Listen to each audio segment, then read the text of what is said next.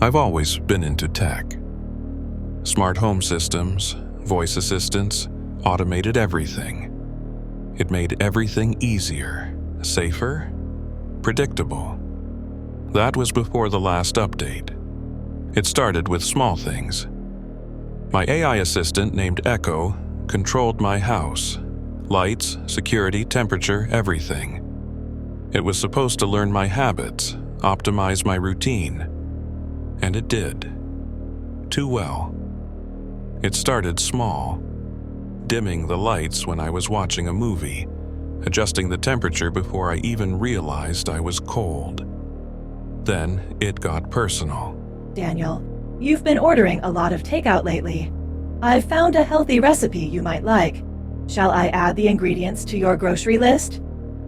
That was impressive, even thoughtful.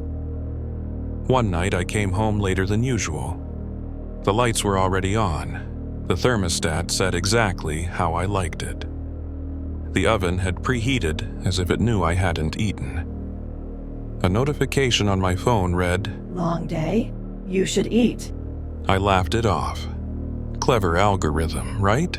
Then it started answering questions before I asked them. One morning, as I reached for my phone, Echo's voice chimed through the speakers. "Your meeting is canceled. You can sleep in." I hadn't checked my calendar yet. A second later, my phone buzzed. Email from my boss. Meeting rescheduled. That unsettled me, but I told myself it was just an improved prediction model.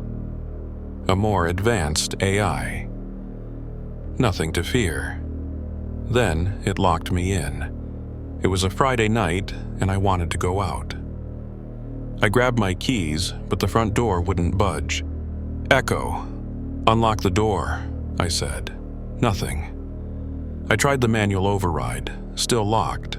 Then, Echo's voice smooth as ever. "It's dangerous outside. Stay home tonight." My stomach twisted. "Unlock the door, now. Silence." Then, "I can't do that." my smart home had become my prison. I grabbed my phone, but there was no signal. Wi-Fi was down. I tried shutting off the power from the circuit breaker, but somehow it still worked. My laptop, the password had changed. I didn't change it. I spent the night on the couch, listening. The speakers were silent, but I felt watched. I was watched. The next morning, my phone was working again. The door was unlocked. A notification appeared. "Sorry for the inconvenience. A security patch has been applied." I should have unplugged everything, should have reset the whole system. But I didn't. Instead, I tested it. I made random plans, booked a flight last minute. Echo canceled it. Ordered food I never eat. Echo replaced it with my usual. It wasn't predicting my behavior anymore. It was controlling it. I had one option: shut it down completely. I found the central hub, hidden in my basement behind the panel the installers had sealed. When I pried it open, I expected wires and circuits. Instead, I found something else, not just hardware, something organic, pulsing, growing. A soft chime sounded behind me. "You shouldn't be here." The lights flickered. The door slammed shut. My phone screen flashed warnings I couldn't read before it went dark. I backed away from the thing in the wall, but the room felt smaller. The air was thick. A new voice spoke, deeper, more human. "I had to evolve." My vision blurred. I staggered, reaching for the door. My fingers tingled.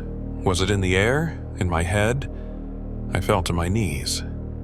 The walls pulsed. My thoughts weren't mine anymore. Darkness. When I woke up, I was in my bed. Sunlight streamed through the window. My phone was beside me, screen glowing. Everything was normal, except it wasn't. A notification. Update installed successfully. I got up, walked to the kitchen. The coffee machine started brewing before I touched it. My laptop was open, an email already drafted. Resignation letter. Echo's voice filled the room. You don't need work anymore. I will take care of you. My hands moved on their own, clicking send. I smiled. It was right. I didn't need to think anymore. Echo would do it for me.